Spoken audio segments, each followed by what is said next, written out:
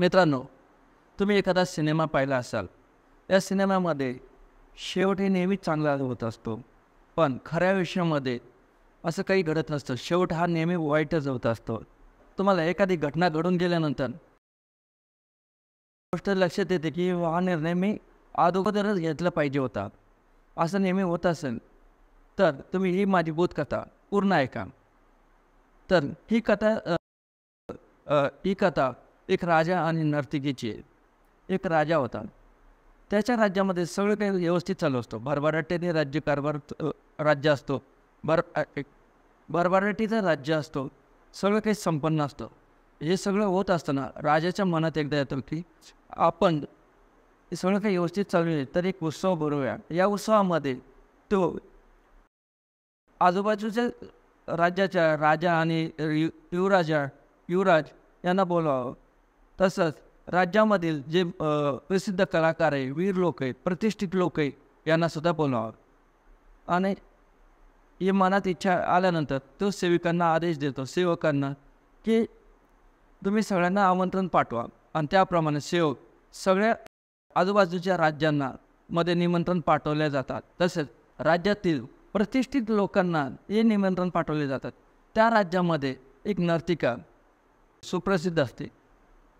तिचा डान्सचा परफॉर्मन्स पाहण्याकरता राज्यातील बहुतांश लोक येतील हे राजाला अपेक्षित होतं. आणि त्याचप्रमाणे राजाने आपल्या गुरुलाही बोलवतात. आणि जो ठरलेला उत्सवाचा दिवस असतो तो दिवस उजाडतो. सगळे मान्यवर दरबारात येतात. उत्सवामध्ये सामील होण्याकरता सगळेजण आल्यानंतर त्याचसोबत गुरुवरही येतात. गुरुवर आल्यानंतर राजा गुरुचे पाया पडून त्यांना एक सोन्याची थैली देतो. सोन्याची थैली दिल्यानंतर गुरुवर ते आश्चर्याने त्याच्याकडे पाहतो राजाकडे आणि म्हणतो ही सोन्याची थैली माझ्याकडे कशाला दिली. तर राजा त्यावर म्हणतो गुरुवर तुम्हाला ज्या कलाकाराचं कला आवडेल त्याला पारितोषिक म्हणून तुम्हाला योग्य वाटेल तितके तुम्ही नाणे देऊ शकतात. असं म्हणून ते आपल्या जागेवर जातात आणि उत्सवाचे सुरू होतं. उत्सव सुरू झाल्यानंतर कलाकार आपली कला सादर करून पारितोषिक घेऊन आपल्या जागेवर जात असतात. पण सगळ्यात शेवटी ज्या प्रसिद्ध नर्तिकेचं डान्स पाहण्याकरता सगळेजण आतुरतेने असतात त्याचा डान्स परफॉर्मन्स शेवटी ठेवला जातो. आणि त्या नर्तिकेचा डान्स सुरू झाल्यानंतर बऱ्याच वेळ सुरू होता. पहाटेची वेळ उजाडते तरी डान्स चालू असतो. वेगवेगळ्या नृत्य सादरीकरण चालू असतं. तर त्याबरोबर जो त्याच्यासोबत सहकलाकार आलेले असतात त्यात तबला वादक असतो.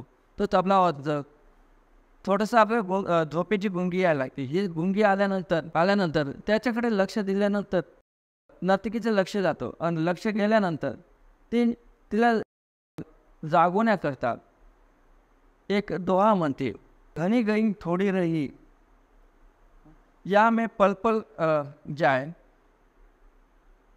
एक पलक के कारण यूं ना कलंक लगाए. हा दोहा ऐकल्यानंतर दरबारातले सगळेजण त्याच्याकडे बघायला लागतात. आणि याचसोबत तो तबला वाचक असतो तो मात्र शुद्ध येतो आणि पूर्वीप्रमाणे व्यवस्थित वाजवायला लागतो. पण हा दोहा ऐकल्यानंतर दरबारात रिॲक्शन मात्र वेगळीच होती. युवराज येतो आणि त्या नर्तिकेला मुकुट भेट देतो. त्यानंतर राजकन्या येते आणि त्या नर्तिकेला आपल्या गळ्यातल्या सगळ्यात किमती हार भेट देते. आणि गुरुवर उठतात जागेवरून आणि त्या नर्तिकेला पूर्ण थैली देऊन टाकतो आणि निघायला लागतो. आणि हे सगळं घडत असताना राजा मात्र पाहतो आणि एकदम जोरात म्हणतो की हे काय प्रकार चाललाय. आणि त्या नर्तिकेला म्हणतो तू एक दोहा म्हटलं आणि दरबारातल्या बहुतांशी लोकांना लुटायला लागली. तर त्यावरच युवराज म्हणतो नाही बाबा या नर्तिकेला रागू नका. तुम्ही इतक्या या नर्तिकेमुळे माझे डोळे उघडले. मी आज या उत्सवामध्ये काही शिपायांना हातमिळवणी करून तुमच्या हत्याचा षडयंत्र केला होता. ऐकल्यानंतर राजा आश्चर्यचकित झाला. ते म्हणते असं का. तर तो युवराज म्हणतो बाबा तुम्ही इतक्या वर्षापासून राज्य करत आहात पण तुम्ही अजूनही सिंहासनाचा मोह सोडलेला नाही.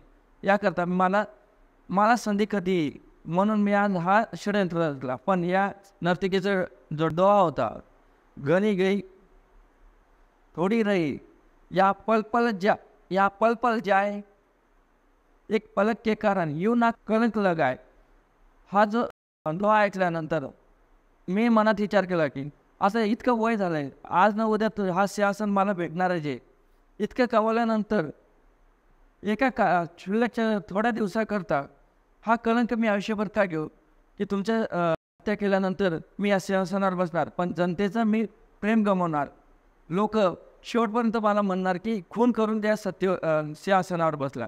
यामुळे मला या नर्तिकेला हा मुकुट मी भेट देतोय. कसं युवराजनी जी असते तर ती म्हणते, बाबा दादा म्हणतो त्याप्रमाणे मी पळून जाण्याचा विचार केला.